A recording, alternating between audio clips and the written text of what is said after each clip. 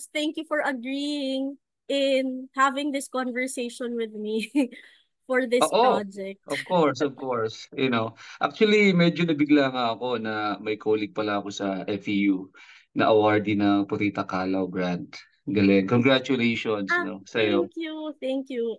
This is I think the second, ako po yung second grantee. They just Really? started this year. Sino yung Um, una? po, Who's the they first? From someone FEU? from UP. Ah, okay. No, from Someone FEU, definitely you're the uh first. Mhm. yeah. Thank you, Sir Owen. Yes. Yeah, I sent the outline. First and foremost, we'll make this informal in a way I so have it that here. free flowing ideas Sure, natin. sure, So sure. this is part of the supplementary programming of the Mhm, grant. So mhm, there's an exhibit, and dahil ang dami ring constraints, I said to PKL, what if we just record conversations from Oo. resource people? So this Mhm, is the first episode, and we'll lay the groundwork of mhm. Angono and Botong for this episode. So When and where is the exhibit? the exhibit will be on November 5 to, Okay, a day after the birthday of Botong. yes. So Mhm. November 5 until January 21 in Sa? Makati, in PKL, in the Calao Ledesma Center Correct. in All right. Makati. But Mhm. the treatment for the exhibition is not like any other botong shows kasi Mhm, most of the mhm. na retrospectives Yeah, puno ng let's say collections niya, works niya. yeah, But yeah. this particular show, All right. when I was researching, is may nakuha akong interview niya, and fixated siya about basketball. Yun Really? yun yung, Really? yes, Yeah. and the title of the article is The Muralist Who Prefers Basketball. Okay. Written This by? written by, it's in the Manila Chronicle, Okay. like a few years before he died. And basically the the article talks about his obsession with the game, With basketball. and the reason why he decided to stay in Angono in the latter part of his career. Hmm. Yun yung center nung article. So By Alfredo Roses in the um 1980s?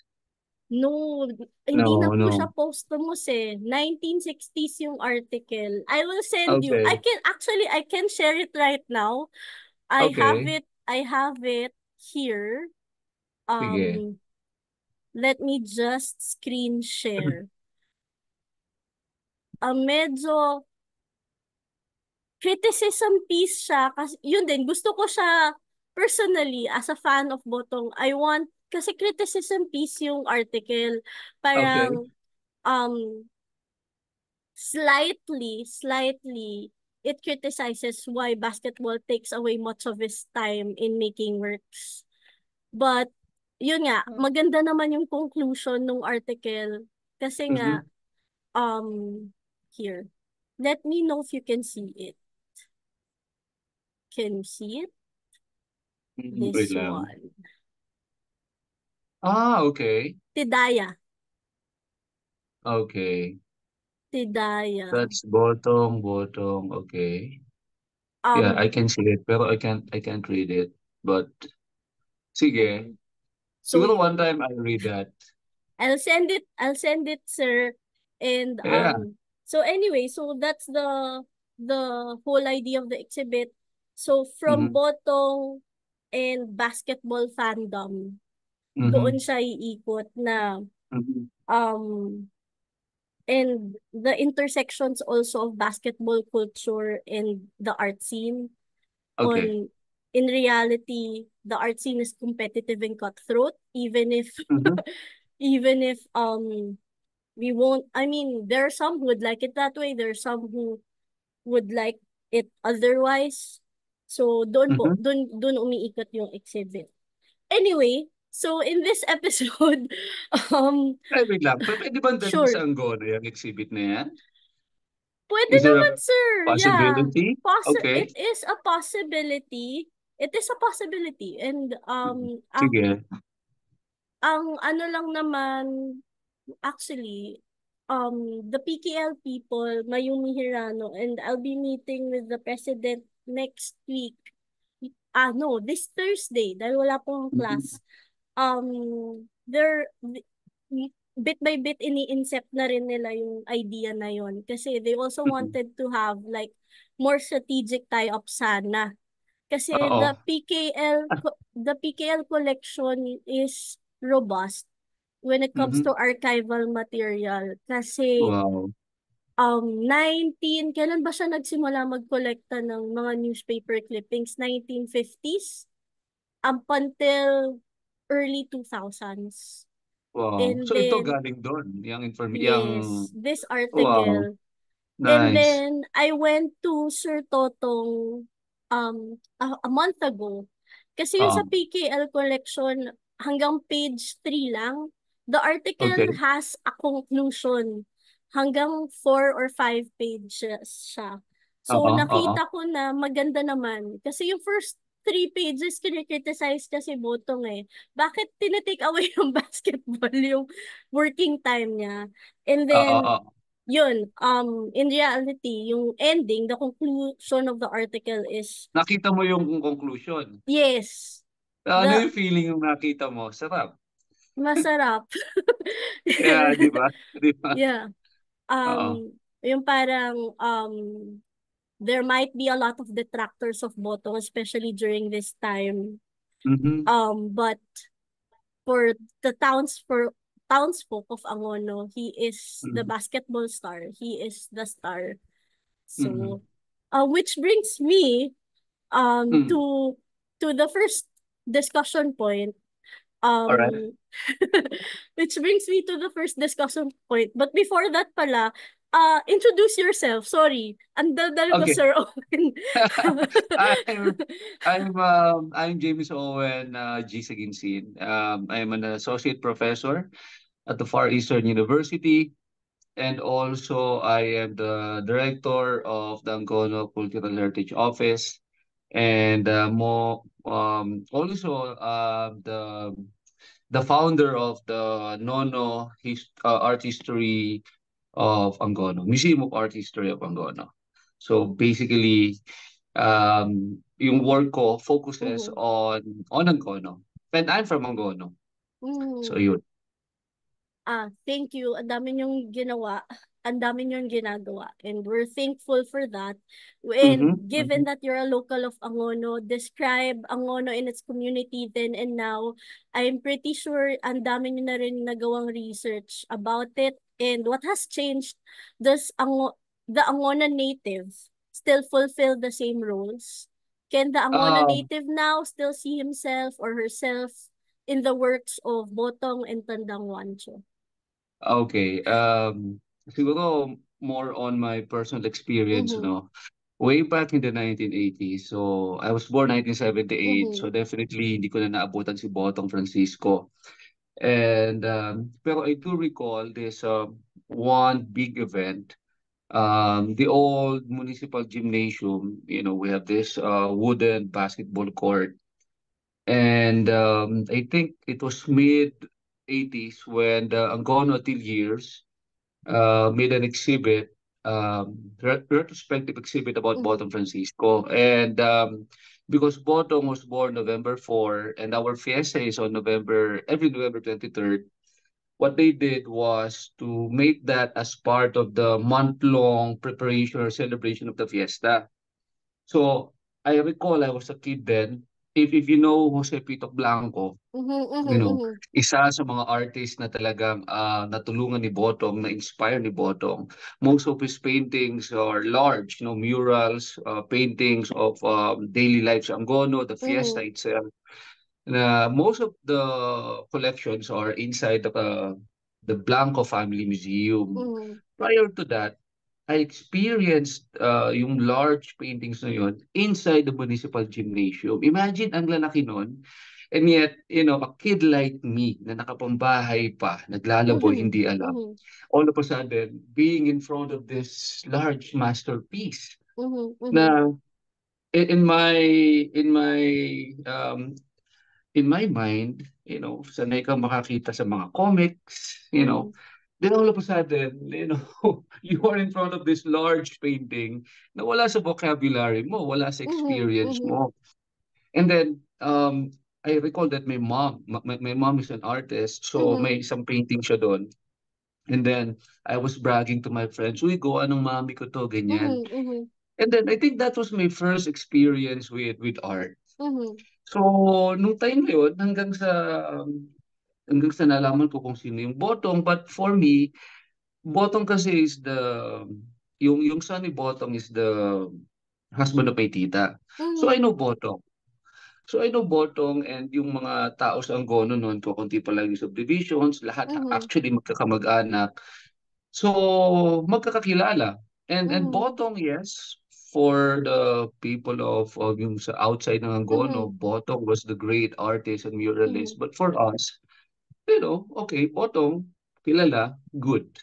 Pero wala sa amin yung perspective o yung lente na siya yung national artist. Actually, Mhm. hindi ko pa nga alam na national artist siya eh. All Mhm. I know is that people from outside of Angono nagpupunta doon, take pictures and everything. But the idea of him being this big national identity, no, na as a national artist, for me, wala. Mhm. So, nung time na yun, okay, sige, kokonti pa lang yung tao sa Angono. Yung art scene ay kokonti pa lang. Madaming artists, but art organizations from Angono till years and then eventually nagkaroon ng Angono Art Association. Mhm. At till years, this is headed by Nemesio Miranda. Mm, mm. Oh, and then I don't want to say the word falling out, Mhm. but Jose Mhm. Pito Blanco created his own Angono Art Association. Mhm. But Mhm. good friends naman. So technically nagkaroon ng division ng mga artist Mhm. sa Angono. Yung isa Angono Ateliers and then yung Angono Art Association. Mhm. So yung mga artists, parang family. That's how Mhm. I see them. Actually, I don't belong dun sa mga art groups because I'm not an artist, but I am friends with them. So, and then eventually, mga mid-90s or early 2000, nagkaroon ng Neo Angono. I don't know if you're Mhm. familiar with the Mhm. group. Yung Mhm. nagkaroon ng Mhm. issue with GMA, yung may ginawang painting na naglagay sila ng mga symbols na medyo hindi Mhm. nagustuhan ni Mhm. GMA. So, ang Gono, from yung Botong pinag-uusapan, mga artist na pwede nating sabihin nandun sa Botong School, Mhm. kailangan ganito yung gawa, malapit kay Botong, kasi yun yung hinahanap ng mga artist. Then eventually, you have this Neo Gono artist na medyo, we can say na pasaway Mhm. dahil medyo progresibo. Mhm. And then after them, madami ng mga artists, mga art organizations na lumabas na nag-excel sa art world, no? Mhm. Outside of Angono.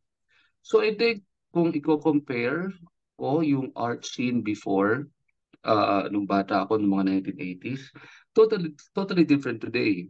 Mhm. Meaning, they're finding new style, new technique. Mhm. Kasi before, you have to at least be as close as possible to the style or work of Bottom Mhm. Francisco Mhm. Mhm. because there is a need Mhm. ibig sabihin may mga clients na nagpupunta and they would look for Bottom because he died Mhm. at an early age, di ba, madaming unfinished work, Mhm. so everybody wants a piece of Bottom. Uy, ayoko niyan, gusto ko yung gawa ni Bottom. So yung taste ng mismong client, yun yung ginagawa nila. But today, may mga artists na no, we will do our own. Arturo Mhm. Sanchez is a good Mhm. example, di ba? Kilala na siya. Tapos, madami na yung pagbabago in terms of style. So, ang masasabi ko pa, one more, kahit na si Botong, medyo matagal na, still, no, sa minds namin, ng mga taga-Angono, siya talaga yung, sabihin na natin founder ng Angono art style. Kasi siya yung kinilala sa labas ng Angono. And he's the first, no, na talagang kinilala ng mundo ng sining. But today, well, madami ng mga tao sa Angono, madami ng mga subdivisions, madami ng mga nagiging kilala. And paano ba? Kasi sa Angono may medyo may tawag dito yung dapat doon ka pinanganak. Yeah, Mm. may ganyang mindset before. Yung apelyido mo dapat sa Angono. Ay, hindi ka taal na taga-Angono. Yan yung mindset nung 80s, 90s na dapat tigilan na. Ay, taga-subdivision ka. So, hindi ka taga-Angono, mga magulang mo saan pinanganak. So, parang dahil ka kay Botong, nagkaroon ng exclusivity din within Angono, ha? Oy, oy, alam mo, hindi ka naman talaga Mm. taga-Angono. That was then. Ngayon, wala nang ganun. So, regardless kung nasaan ka, kung nakatira ka lang sa Angono, welcome ka, taga-Angono ka pa din. But there was a time. And I believe, no, may mga ibang artists na ganyan pa din yung paniniwala. Ay, hindi ka naman talaga Yung, taga-Angono. There is something with the name Angono, eh. So, yung mm. legitimacy, yan. So, ayun. Hopefully, wala na. Feeling ko wala na.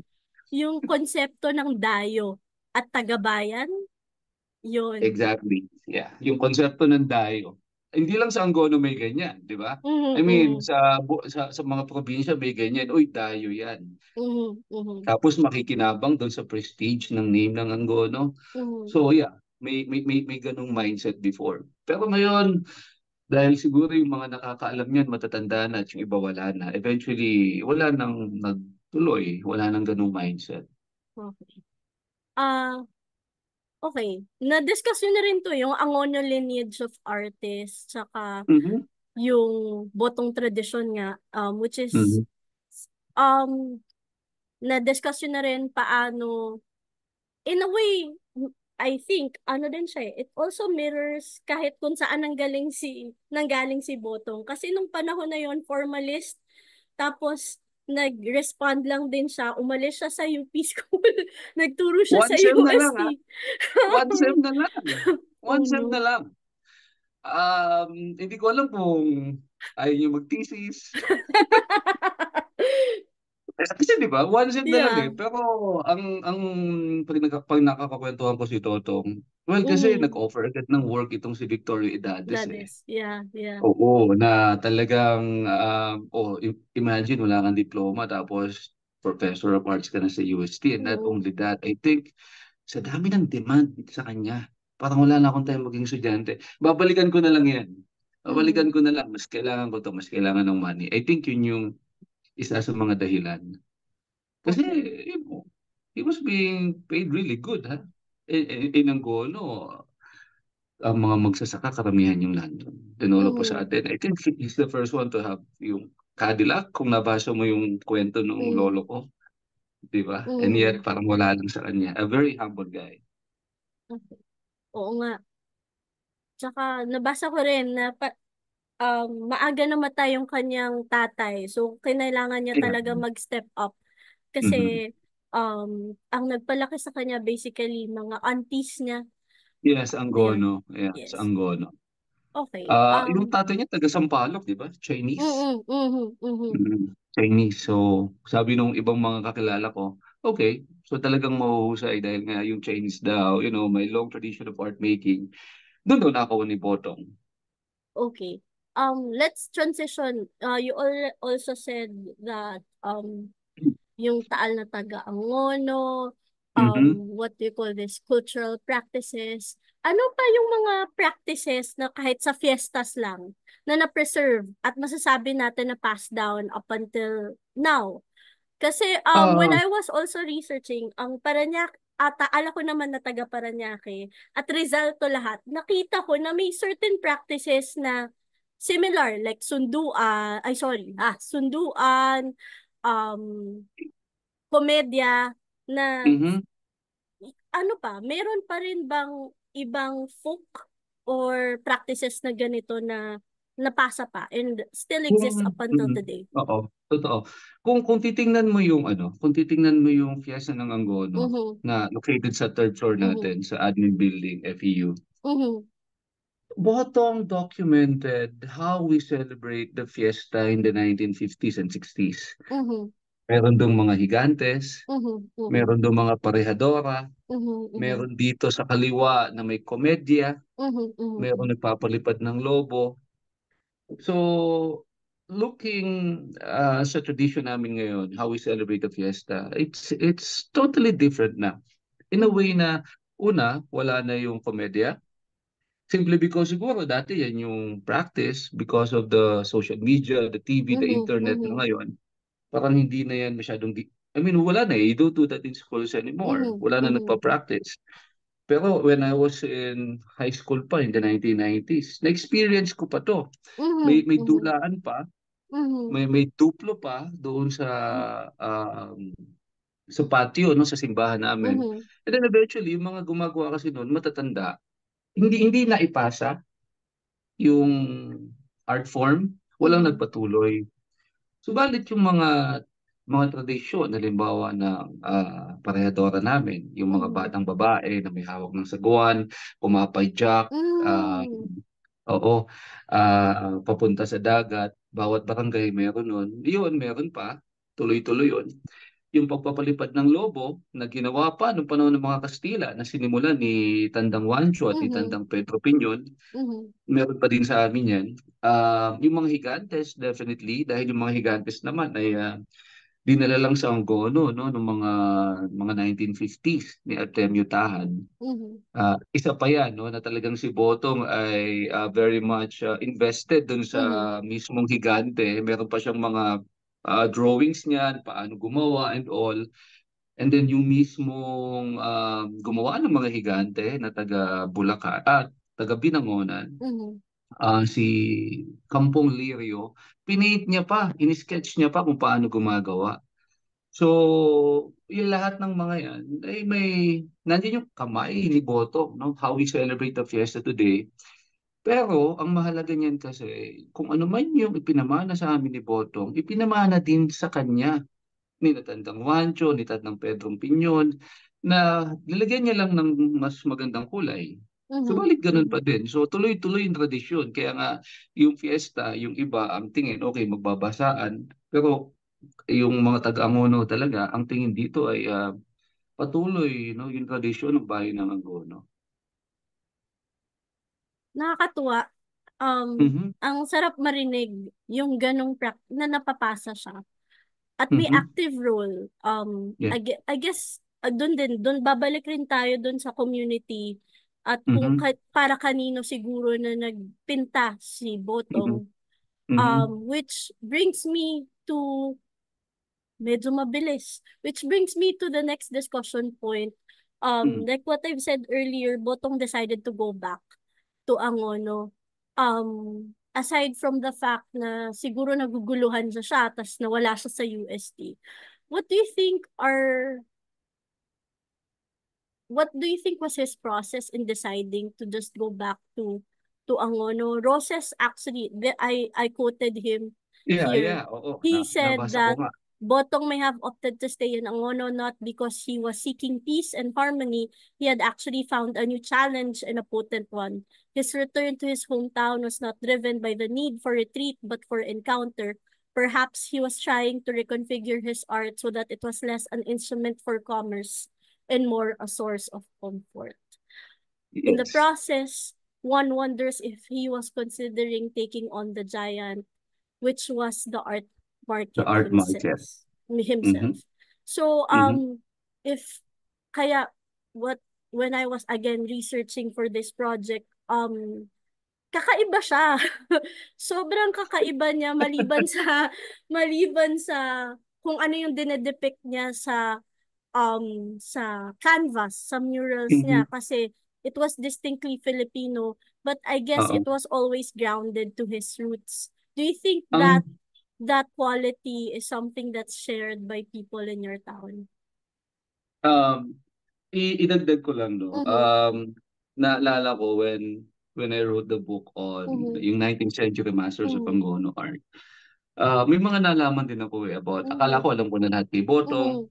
Um, although may mga tao kasi lalo na dun sa story ng mga dubious paintings ni Botong Mhm. na nabenta.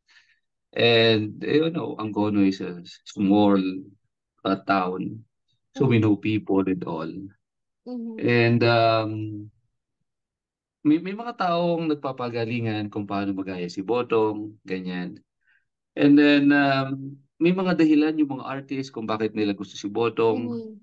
Yung great grandfather-in-law ko, sabi niya Mhm. because Botong is a true human being, Mhm. napakabait. And even Dr. Alice Guillermo, Mhm. she wrote that Mhm. dun sa book na talaga Mhm. daw napakabait na tao nitong si Mhm. Botong. Actually, when a dubious painting of Botong was being sold online, hindi pa online back in the day, sa isang auction, Mhm. sinabi niya na, no, Botong will not copy one of his works and put it on an easel painting. Hindi Mhm. ganun si Botong. So, ganun yung tingin nila kay Botong. So, ako, when I was writing the book, sabi ko, ano ba si Botong? And then sabi ko, wow, this guy is really a genius. Sabi ko, Mhm. ang galing. Ang nakita ko kung ba't siya naging henyo, yung painting na kaingin, Mhm. Mhm. di ba? For the longest time, mga romantic landscapes ni Amorsolo yung namamayagpag sa art market. Mhm. Tapos bigla siyang nanalo ng sa 1948 AAP Mhm. Mhm. competition, Mhm. di ba? Very Mhm. symbolic, di ba? Parang sinunog niya yung mga magagandang tanawin ni Amorsolo dun sa kanyang kaingin, literal na Mhm. sinunog Mhm. niya.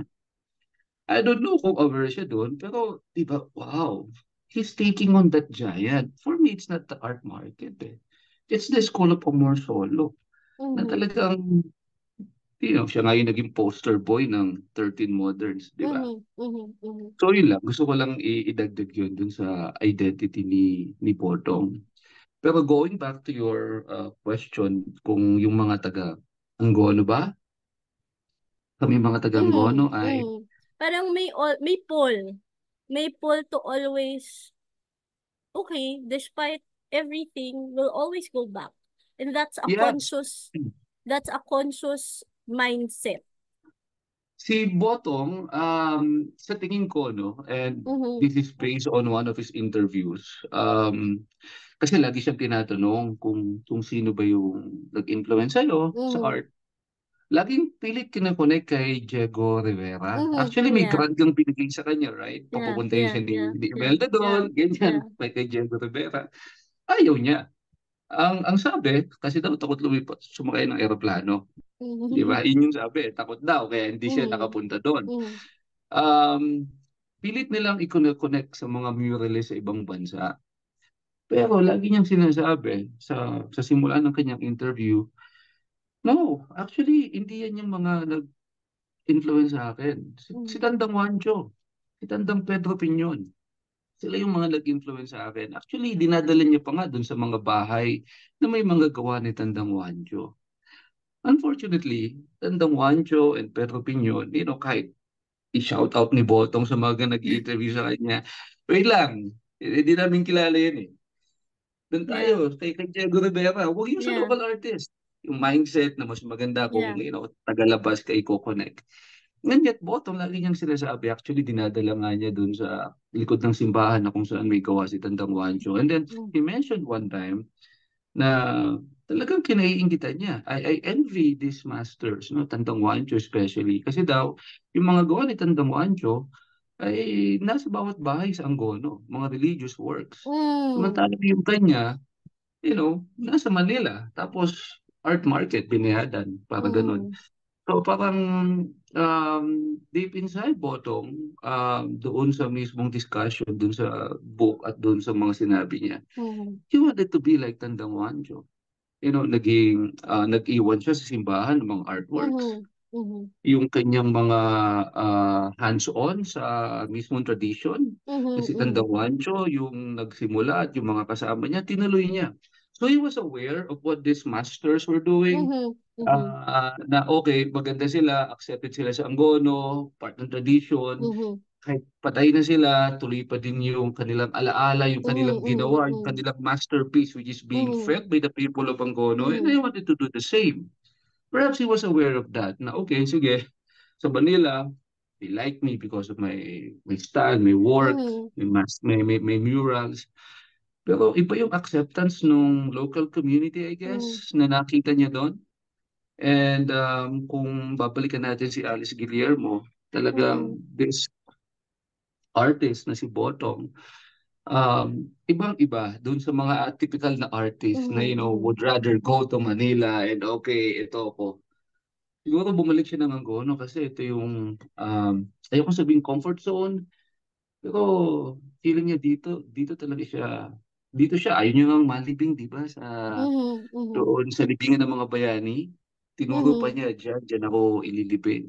Sa Angono, doon. So masyadong malalim yung ugat ni Botong sa lipunan at kultura ng bayan. Na ang tingin lang ng mga tagalabas, okay, Botong, mali mga paintings niya, national artist. But in reality, yung mga kwento mo, yung mga research mong ganyan, nagbibigay ng panibagong lente. Hey, Botong, na no, this is just a simple guy na gusto mag-basketball at maniraan sa Angono. Final question, final discussion point since No? ano na lang din po tayo. We have 7 minutes left. um, Okay. okay. Um, since yun nga, bumalik na tayo sa basketball. So, Mhm. representation plays a Mhm. huge role in sports. Even here, kunyari, sa Pilipinas, pag galing kunyari, Arwin Santos of FEU, sobrang proud niya na galing siyang FEU. Yes. Even if pumunta siya sa professional league, same goes with NBA superstars. So, Angono was tagged as the art capital of the Philippines because of what Angono locals brought to the landscape of Philippine art, especially during the 60s and 70s. How Mhm. did I guess how did Angono townsfolk welcome that idea of that Well, moniker, and yeah. going back to now, I guess i-link back natin ngayon, um ko- balik natin ngayon dun sa idea din nga ng um okay lang ba, like, if Botong, I guess, to simplify it, if Botong is really rooted to the town and gano'n niya pinakita yung pagmamahal niya sa bayan ng Angon, Mhm. na-replicate ba yun in some way? And, Yes, yes, definitely. mhm, Kasi isa mhm, yan sa pinagmamalaki namin eh. Lalo mhm, na yung mga artist, no? mhm, Na dala-dali na yan. Pag lumabas ng Angono, uy, taga-Angono ako. At hindi lang Angono dahil kay Botong. Mas lalong na-level up pa nung we were, our town was considered as the art capital. mhm, Although walang legal basis dito. I mhm, think mhm, mga 2003, 2004 yata. Dumating si GMA Angono and then nag-propose yung mayor namin, si Jerry Calderon back in mhm, nung mhm, mga year na yon na gawing art capital. Eh apparently, up to this day, walang ganung legal document. Pero kami na yung kinilala kasi kami yung may dalawang national artist eh, na bayan. mhm, Unang bayan. We have Botong and we have Lucio. Dalawang artist pa mhm, sa isang visual tsaka sa isang mhm, sa auditory mhm, arts. So, tangay-tangay yan. Tapos, yung mga artist, ang nakinabang ng malaki dito. Uy, taga-Angono ka pala, eh di art capital, eh di magaling ka, mahusay. So in a way, nagkaroon ng branding na mhm, sa ngayon nakikita ko maganda siya.